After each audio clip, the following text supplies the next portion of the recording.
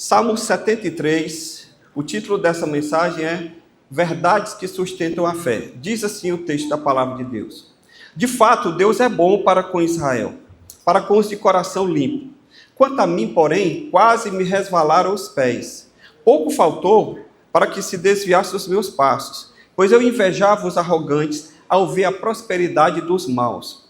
Para eles não há preocupações, o seu corpo é forte e sadio, não partilham das canseiras dos mortais, nem são afligidos como os outros.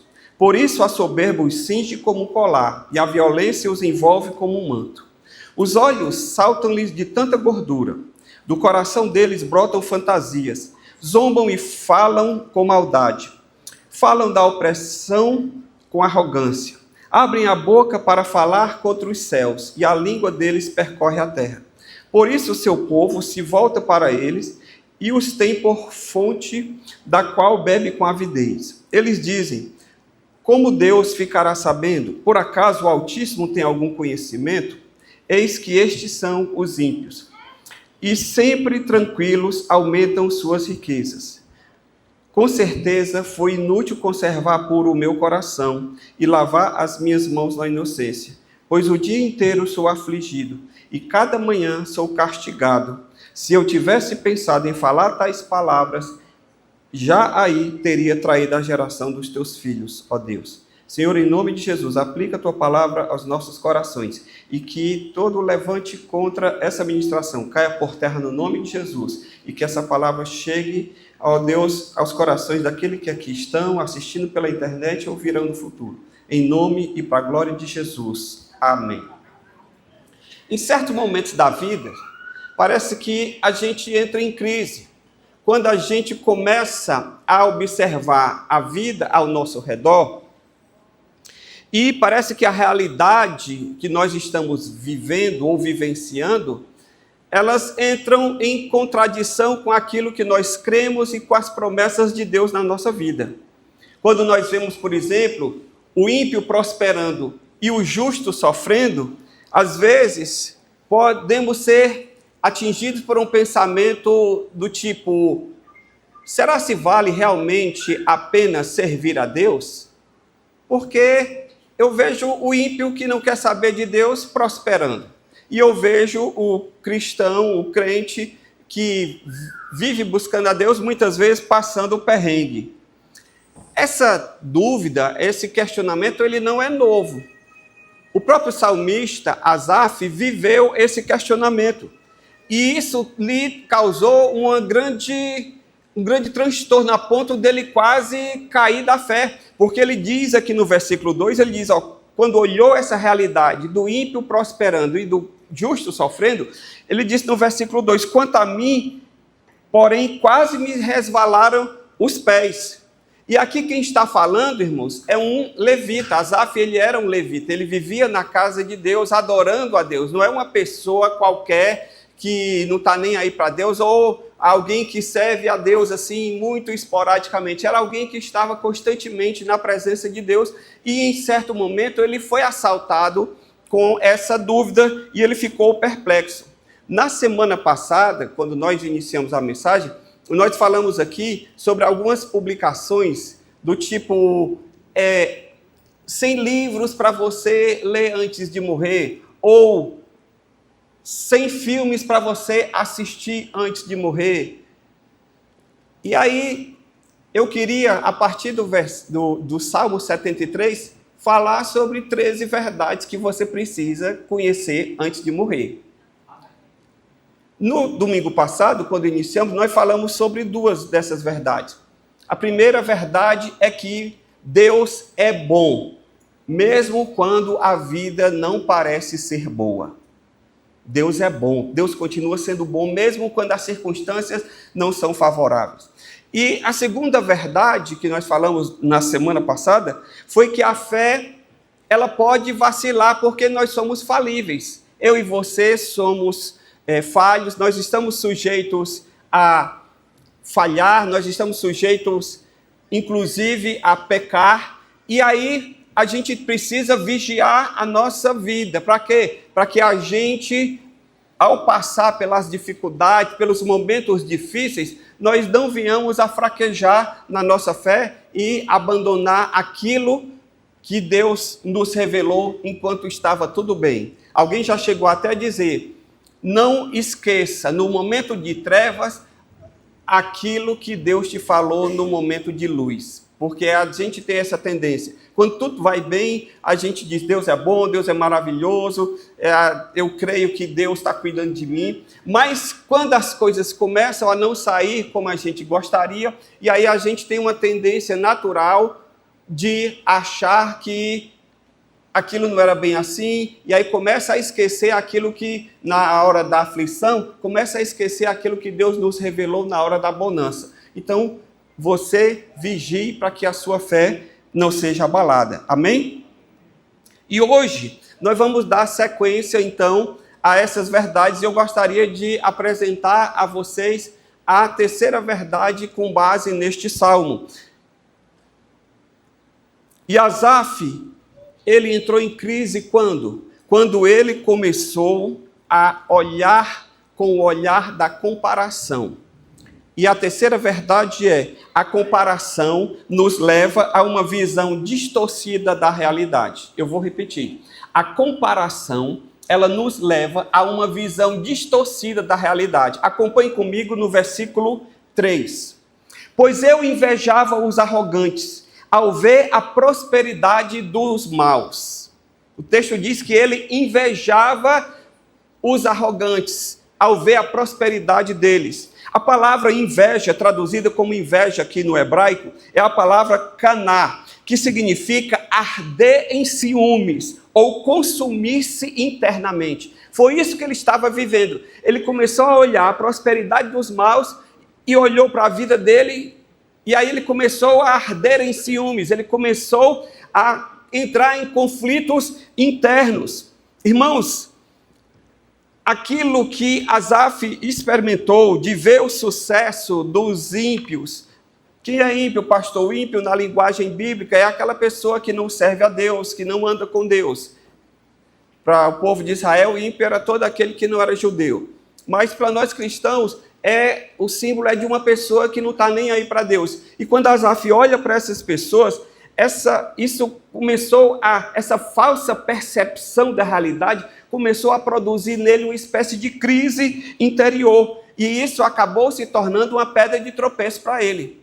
Nos versículos 4 até o 12 que nós lemos, eu vou resumir aqui qual foi a visão que Asaf teve ao olhar para a vida dos ímpios. Ele achou o seguinte: eles levam uma vida sem sofrimento, eles têm um corpo saudável e forte, não enfrentam dificuldades, nem estão cheios de problemas como as demais pessoas, eles ostentam orgulho e são cruéis, têm um coração cheio de más intenções e desfrutam de uma vida tranquila enquanto as suas riquezas apenas aumentam. Foi essa a percepção que Asaf teve ao comparar a sua vida com a vida destes chamados ímpios, homens maus, que ele descreve como homens maus.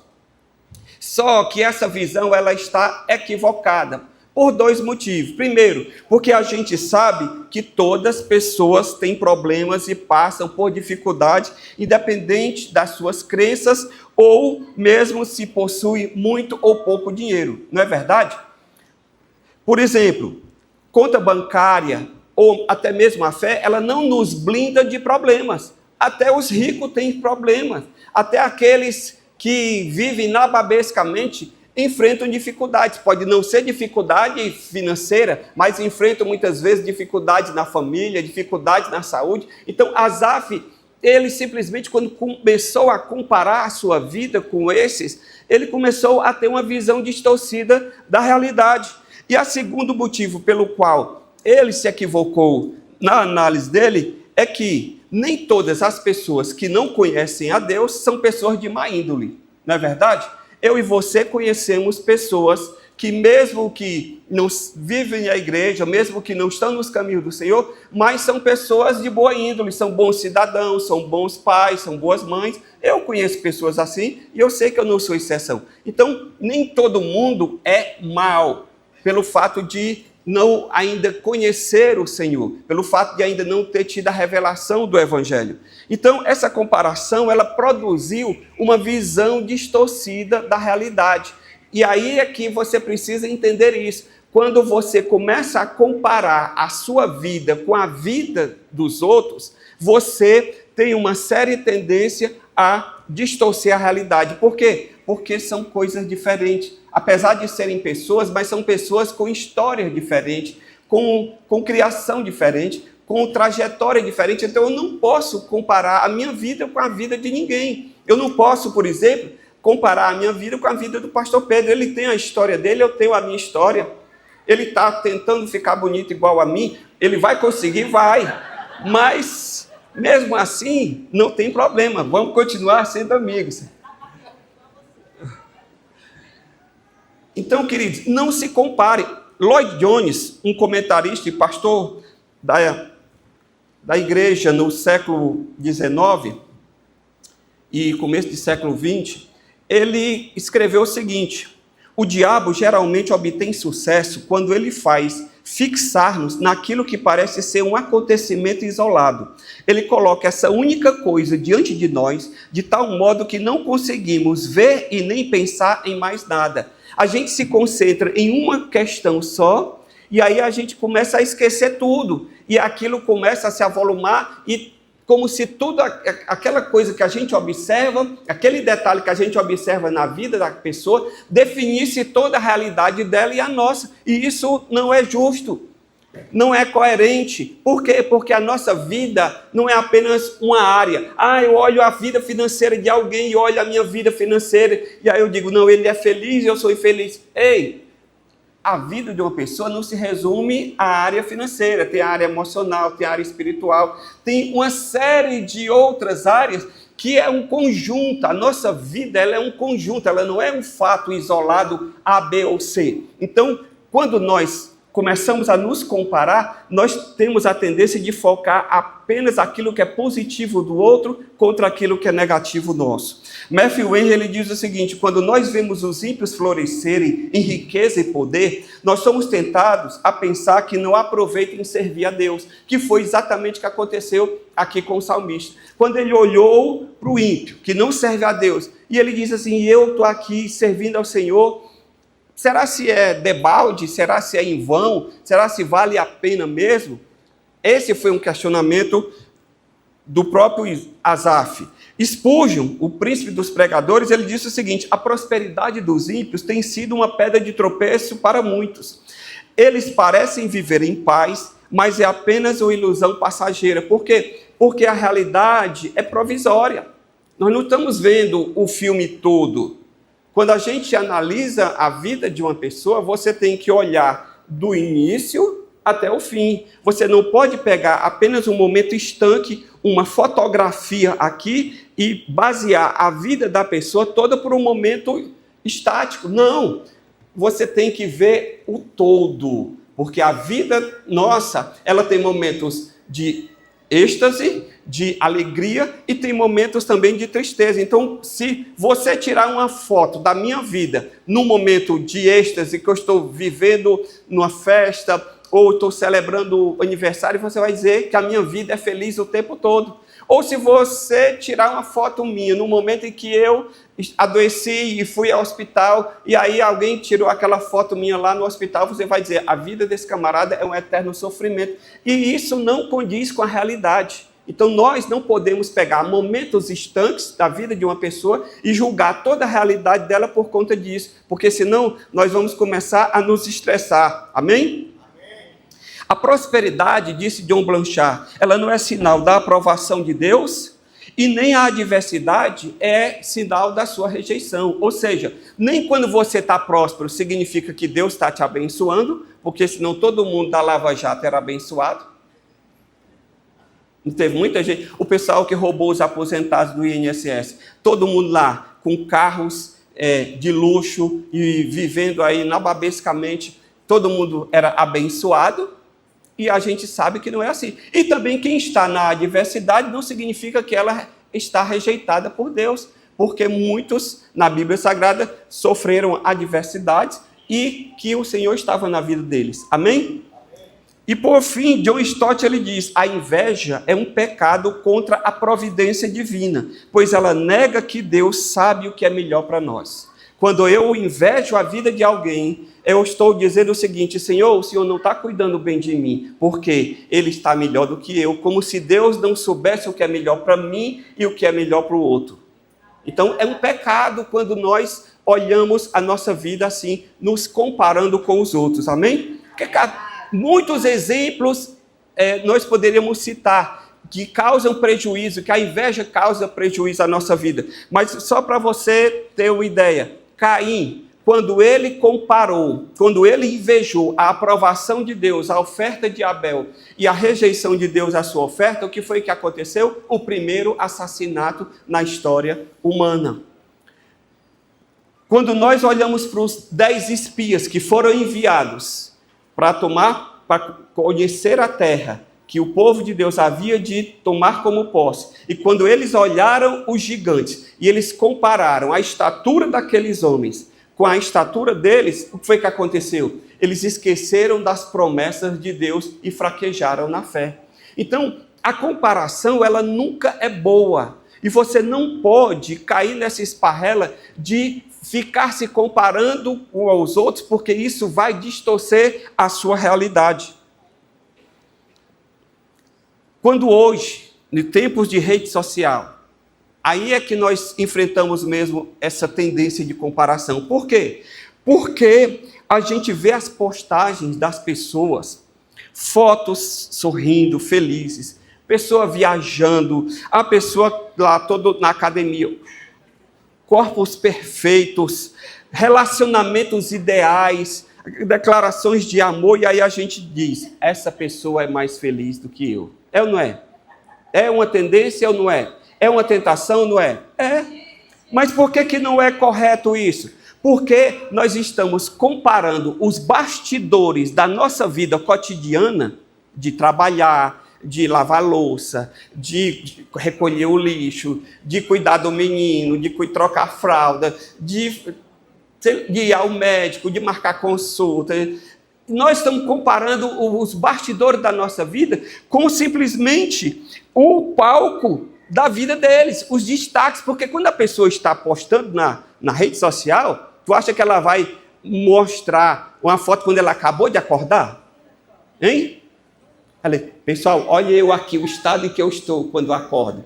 Não, ela vai postar quando está toda penteada, maquiada, o cabelo escovado, e aí está toda bonita e maravilhosa. E aí a gente tem essa tendência errada de comparar o feed das pessoas, os destaques da vida dela, com a nossa vida cotidiana. E a comparação, ela se torna injusta. É como mais ou menos aquele marido que ele está lá no trabalho, a colega de trabalho está toda pintada, toda maquiada, porque ela está ali no ambiente de trabalho, todo naquele blazerzinho bonitinho e tal.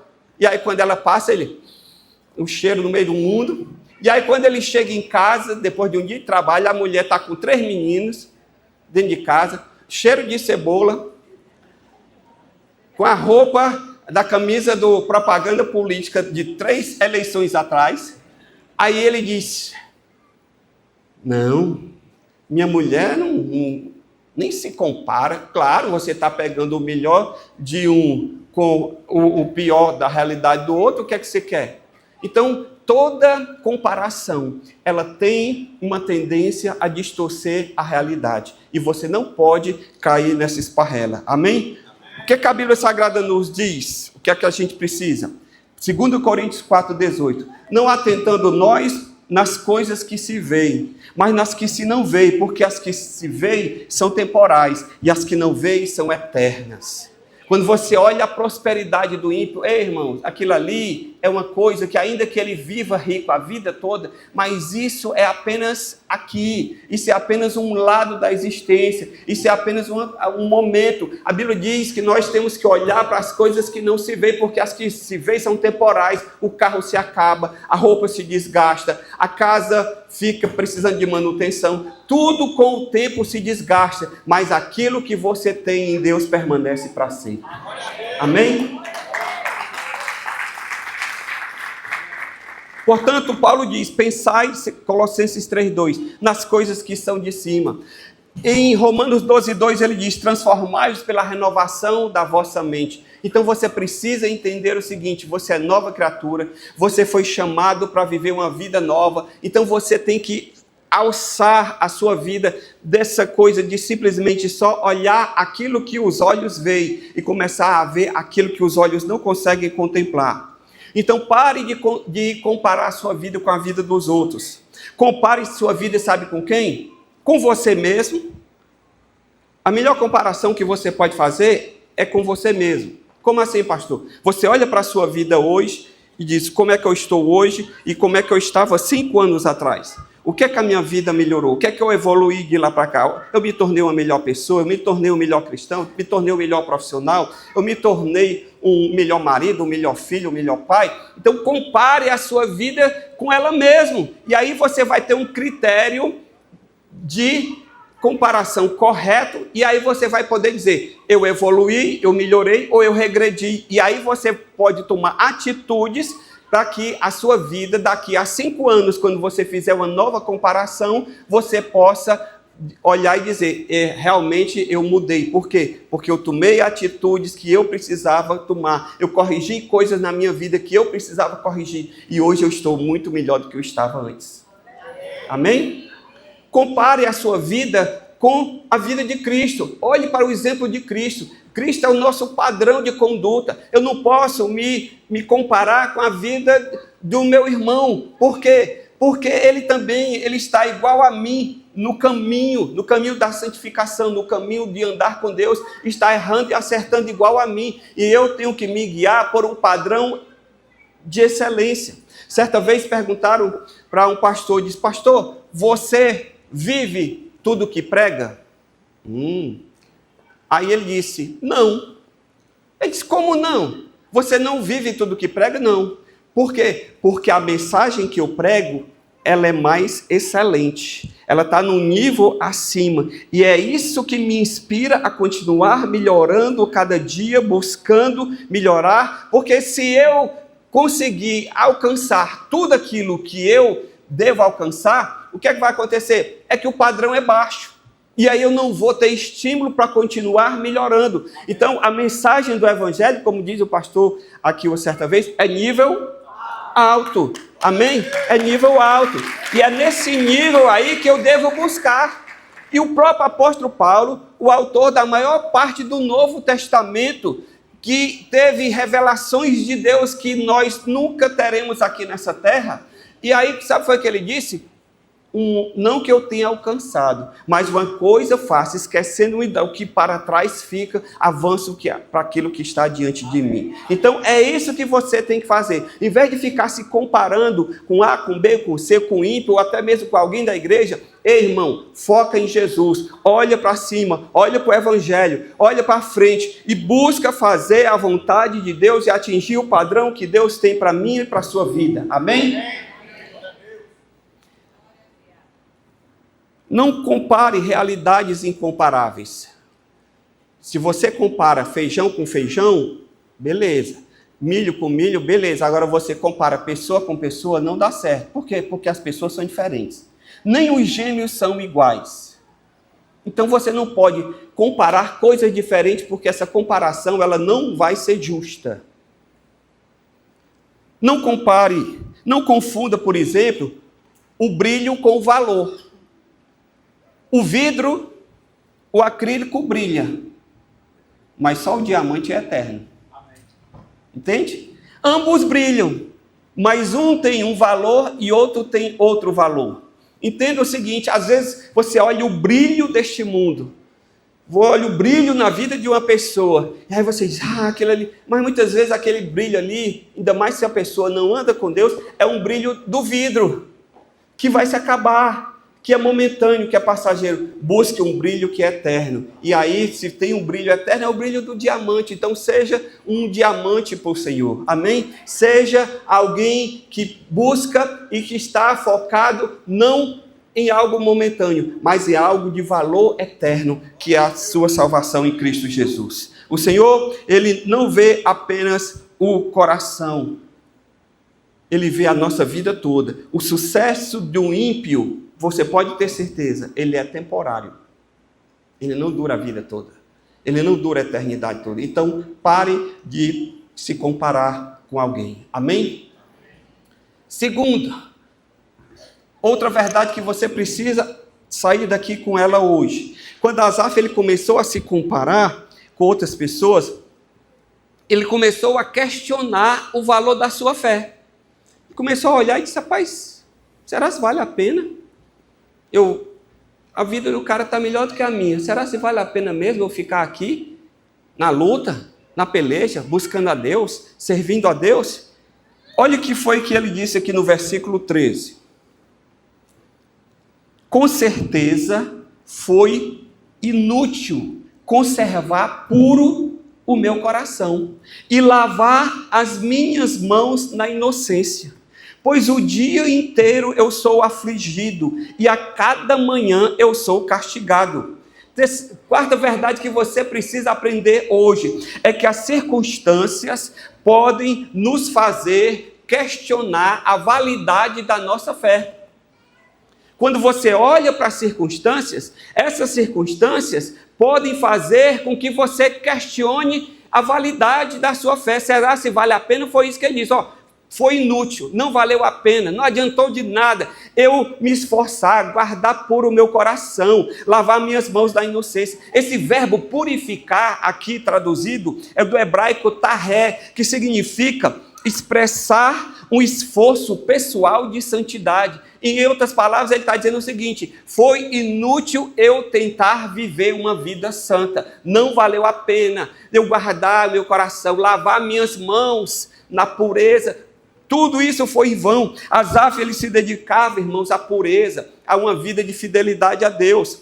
Contudo, apesar do seu esforço de andar e servir a Deus, ele continuava enfrentando lutas, dificuldades, problemas e tribulações. E com o tempo, essas lutas, essas dificuldades, essas tribulações, ele começou a pensar e achar que a sua obediência era inútil, não valia a pena, porque o seu sofrimento continuava. E aí é um erro fatal que a pessoa comete. Qual é, pastor? É que quando a gente tem uma vida consagrada a Deus, às vezes a gente tem a tendência de esperar uma recompensa imediata. Não, eu vou aqui consagrar minha vida ao Senhor, vou andar aqui nos caminhos do Senhor, e tudo vai, no toque de mágica, tudo vai resolver. A minha doença vai ser curada, a minha pobreza vai se acabar, os meus problemas aqui nessa terra, tudo vai. Por quê? Porque alguém às vezes prega um evangelho assim, pare de sofrer. Já ouviu essa história? Pare de sofrer, vem aqui, que aí você vai ser empresário, que aqui você vai se tornar cabeça e não cauda. E aí começa a pessoa, ela é atraída por aquele discurso, porque ela está debaixo de luta, de tribulação, ela diz, achei a solução. A solução não é estudar, a solução não é trabalhar mais, a solução não é me esforçar, é simplesmente fazer algo ali que simplesmente, num passe de mágica, tudo vai se transformar. E não é assim. E aí Asaf, ele entrou por esse caminho. E aí, meu querido, ele quase realmente resvalaram os pés dele. Sabe por quê? Porque a fé verdadeira, ela não se baseia em resultados, mas em relacionamento. Fé, deixa eu te dizer uma coisa. Você tem fé não é para você ser curado da sua doença, não. Você tem fé não é para você trocar de carro. Você tem fé não é para você arranjar um marido. Você tem fé para você ser salvo, porque você é um pecador condenado ao inferno. E se não tiver salvação em Cristo, não vai adiantar carro, não vai adiantar marido, não vai adiantar nada, entenda. Então, a fé que eu e você temos, ela tem um propósito primordial. Qual é? Nos fazer conhecer a Deus, entrar em um relacionamento com Ele, e aí a nossa vida, ela ser salva da condenação eterna. É para isso que existe a fé. Pastor, e as outras coisas? As outras coisas vêm como regalo, vêm como acréscimo, vêm como presente, vêm como consequência de estar nesse relacionamento com Deus. Jesus disse muito bem isso, lá no Sermão do Monte. Ele disse, olha, muitos se preocupam com o que comer, com o que beber, com o que vestir. E essas coisas o vosso Pai Celestial sabe que vocês precisam. Deus nos criou com essas necessidades. Ele sabe que a gente precisa. Mas ele disse, olha, o mundo busca essas coisas. Mas ele disse em Mateus 6,33, mas busquem primeiro o reino de Deus e a sua justiça. E todas essas coisas, o beber, o comer, o vestir, o suprir, vos serão acrescentadas. Amém? Então, você precisa entender isso. A fé que você tem aí no seu coração, primeira coisa, é para se relacionar com Deus. Então, não é para obter resultados. Isso vem como consequência.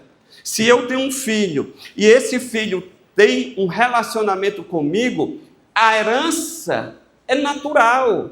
Ele não precisa fazer um esforço para ter direito à herança. Naturalmente, a minha herança vai passar para ele. Mas o que importa é o quê? Ele está em relacionamento comigo. Agora, se ele for deserdado, aí sim, aí ele não vai ter direito à herança. Mas enquanto ele estiver em relacionamento comigo, enquanto ele estiver em aliança comigo de pai e filho, a herança, aquilo que é meu, é dele. Entende? Então, a fé, ela existe para te dar esse relacionamento com Deus. Matthew Henry, ele diz o seguinte, é uma tentação perigosa pensar que a santidade é inútil, porque não nos livra do sofrimento dessa vida. E santidade não nos livra do sofrimento, não. A santidade, ela nos aproxima do coração de Deus. Amém? Spurgeon escreveu, a fé que vive das circunstâncias é como uma flor que depende do sol, murcha na sombra. A verdadeira fé floresce mesmo no inverno. Ou seja, a fé que depende das circunstâncias, ela murcha na sombra. Ou seja, quando o sol não está brilhando, quando o dia está nublado e não tem sol, aí o que é que acontece? Ela murcha. Assim, uma fé baseada nas circunstâncias, quando tudo não vai bem, quando as coisas não estão como nós gostaríamos, nós temos a tendência de quê? De achar que Deus nos abandonou. John Blanchard, ele fala, a fidelidade a Deus não garante a ausência de aflições, mas assegura sua presença nelas. A fidelidade a Deus não nos livra das aflições, mas garante a presença de Deus. Lembram de quem? Sadraque, Mesaque e Abdênego. Foram fiéis a Deus e não se dobrar diante da estátua de Nabucodonosor, mas foram lançados na fogueira. Mas a Bíblia Sagrada nos diz que eles não entraram só na fogueira, porque o Senhor entrou com eles. Deus pode não te poupar de certas circunstâncias, mas Ele vai estar contigo nas suas circunstâncias. Amém? Se a tua fé, se as tuas circunstâncias se encontrarem em Deus, você vai encontrar a Deus nas suas circunstâncias. Você precisa entender isso. E para encerrar, Lloyd Jones ele fala, nossa maior falha como cristãos é que raramente nos lembramos quem nós somos e do que realmente temos em Cristo. Ei, meu irmão, deixa eu te dizer. Recupere a sua identidade. Você é cristão. Você é filho de Deus. Você tem vida eterna. Você tem o amor de Deus na sua vida. Você tem o cuidado do Senhor. A sua vida já está resolvida em Cristo. O que você está passando nessa vida, isso aqui é passageiro. Se Deus te colocar na bonança, amém. E se você passar por momentos de dificuldades, amém. Mas entenda o seguinte, você está em Cristo. O apóstolo Paulo diz lá em Efésios que nós estamos assentados nas regiões celestiais em Cristo. Deus já nos abençoou com toda sorte de bênçãos nas regiões celestiais. Então não queira trocar isso por um prato de lentilhas. Não queira trocar o que você tem e do que você é em Deus por um prazer fortuito, por um momento passageiro, por algo que supostamente vai te dar um prazer ou que vai te fazer ter mais conforto e luxo nessa terra. Não abra mão do que você é em Deus e do que Deus é para você. Amém? Jó perdeu tudo, mas manteve a fé. E mesmo sem entender o que estava se passando, mesmo sem entender o agir de Deus na sua vida, ele se recusou a amaldiçoar a Deus. O apóstolo Paulo passou por muitos perrengues, foi apedrejado, foi dado como morto, mas nada daquilo impediu dele continuar a pregar o evangelho e de servir a Deus. Às vezes, você pai, você mãe, quando está passando por luta e dificuldade, entenda que você não está construindo a sua casa na areia.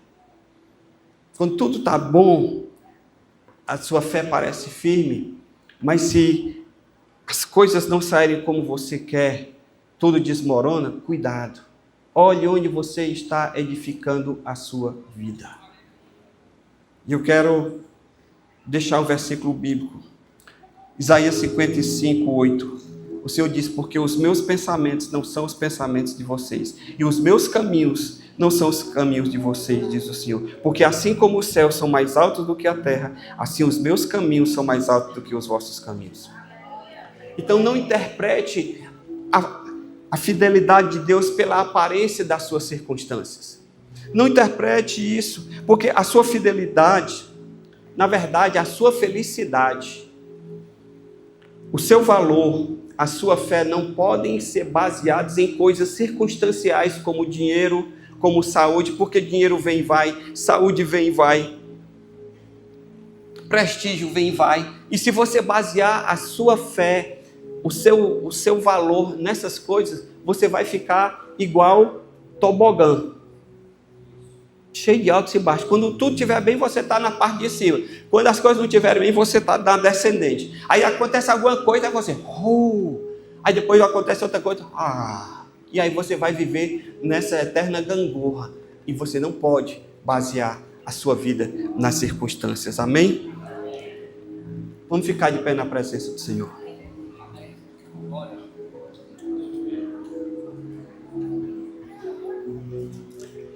O grande problema de Asaf foi que a comparação, ela distorceu o seu olhar.